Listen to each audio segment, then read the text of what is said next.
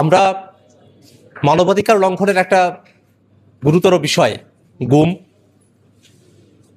এবং মানবাধিকার কমিশন কিভাবে ফাংশন করতে পারে সেই বিষয় নিয়ে সরকার যখন একটা খসড়া আইন প্রণয়ন করেছে তারই প্রেক্ষিতে আজকের এই আলোচনা সভায় আমরা বসেছি।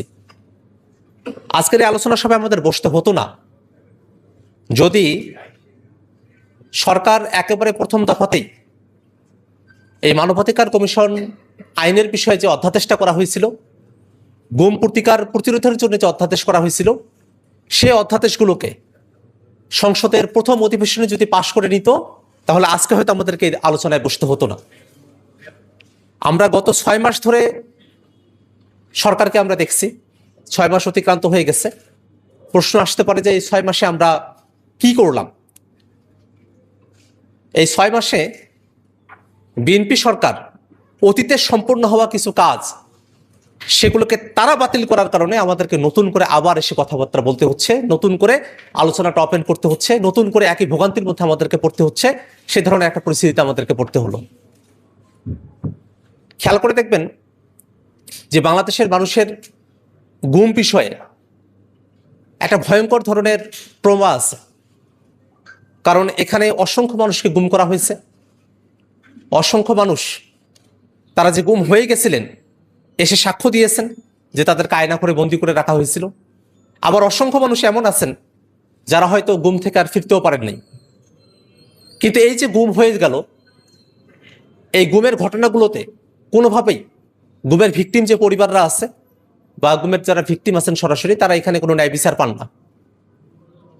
এই ধরনের একটা পরিস্থিতিতে আমরা দেখেছি অতীতে আওয়ামী লীগের সময়টাতে আমরা যারা আন্দোলন সংগ্রামের সাথে ছিলাম, আমরা সকলে মিলে তখন বলতাম যে বাংলাদেশে গুম একেবারেই বন্ধ হয়ে যেতে হবে। কোনোভাবেই গুমের মতো এমন একটা মানবতা বিরোধী অপরাধ, এটাকে আমরা কোনোভাবেই বাংলাদেশে চলতে দিতে পারি না। তো তেমন একটা লক্ষ্য নিয়েই কিন্তু অন্তর্বর্তীকালীন সরকার গুমের বিষয়ে আইনটা করেছিল। কিন্তু সে আইন থেকে ভালো একটা আইন করা হবে, মানবাধিকার কমিশনের যে আইন তার থেকে একটা ভালো আইন করা হবে, এই অজুহাতে সংসদের প্রথম অধিবেশনে সংস্কারের জন্য রাখা যে আইনগুলো ছিল সেগুলোকে বাতিল করে দেওয়া হলো। শুধুমাত্র মানবাধিকার কমিশনের আইনটা না, গুম কমিশনের আইনটা না, বরং বিচার বিভাগ সম্পর্কিত যে অধ্যাদেশগুলো ছিল সেগুলো। অর্থাৎ সংস্কার হতে পারে বেসিক যে বিষয়গুলোতে, মৌলিক বিষয়গুলোতে সংস্কার এবং মানবাধিকারের পক্ষে যে আইনগুলো ছিল প্রত্যেকটাকেই সেই সময়টাতে ল্যাপস করে দেওয়া হলো। যে 1 মাসের সময়সীমা থাকে সেই সময়সীমার মধ্যে এটাকে আর সংসদে প্রেজেন্ট করে সেটাকে পাশ করানোর কোনো ব্যবস্থা করা হলো না। ওই সময়টাতে আমরা সংসদে বলেছিলাম যে আপনারা যে মানবাধিকার কমিশনের অধ্যাদেশটা পাশ করছেন না, গুমের অধ্যাদেশটা পাশ করছেন না, সুপ্রিম কোর্ট সচিবালয়ের অধ্যাদেশ, বিচারপতি নিয়োগের যে অধ্যাদেশ সেগুলো যে পাশ করছেন না, কেন সেটা?